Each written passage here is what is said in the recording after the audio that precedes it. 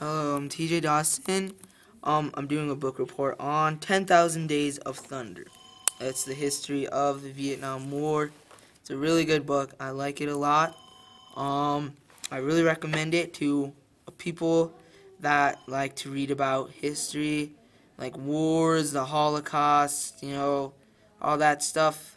Really recommend this because it just has so much detail of the Vietnam War since we weren't alive to witness this. We weren't in the war either, so this book really gives us a good feeling of what it was like to be in Vietnam. That's pretty much it with this book. That's pretty much the summary. It's just really a bunch of facts of the Vietnam War and how they survived and what they had to do and what they did if they got chosen to go to the Vietnam War when they didn't sign up. They all went to Canada or something and left the United States. But I have this quote in here, 10-line quote. I really like this quote. I chose it because it is really good. The Viet Cong had many base camps and scattered throughout the rural areas of South Vietnam. One of the most notorious was called the Iron Triangle, located just 20 miles north of South Vietnamese capital city of Saigon. In a heavily forested, sparsely populated region, the Viet Cong developed a sanctuary complete with an elaborate tunnel system that stretched for miles. From the Iron Triangle, the Viet Cong would stage terrorist raids on Saigon and other nearby populated regions. On January 8, 1967, American forces under the command of Major General William launched Operation Cedar Falls in an attempt to break Viet Cong's grip on the making the largest campaign of the time, using a hammer and anvil approach. Airmobile units acting as the hammer dropped onto the northern edge of the Iron Triangle and advanced south. I really chose this quote, or it's not really a quote, it's a 10-line thing of the Viet Cong because it's kind of pretty much just the main, it's a really important part in the Vietnam. That happened in the Vietnam.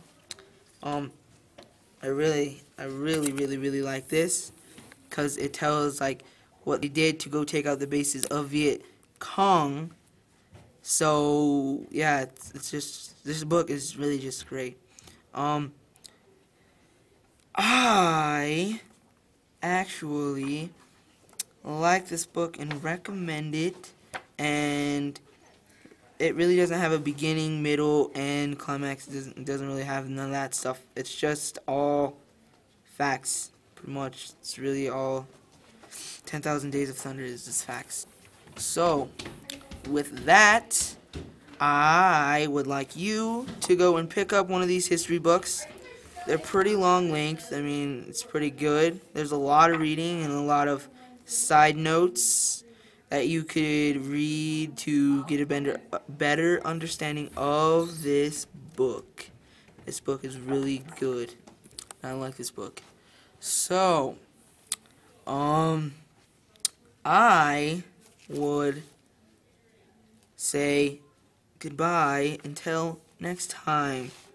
I still have 30 seconds. So, I'm going to tell you another part that I like is at the end, they got a missing in actions, which is MIA, in parentheses.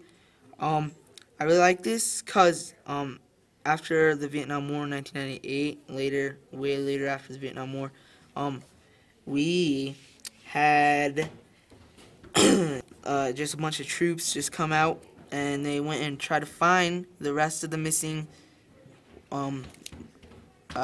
soldiers in action.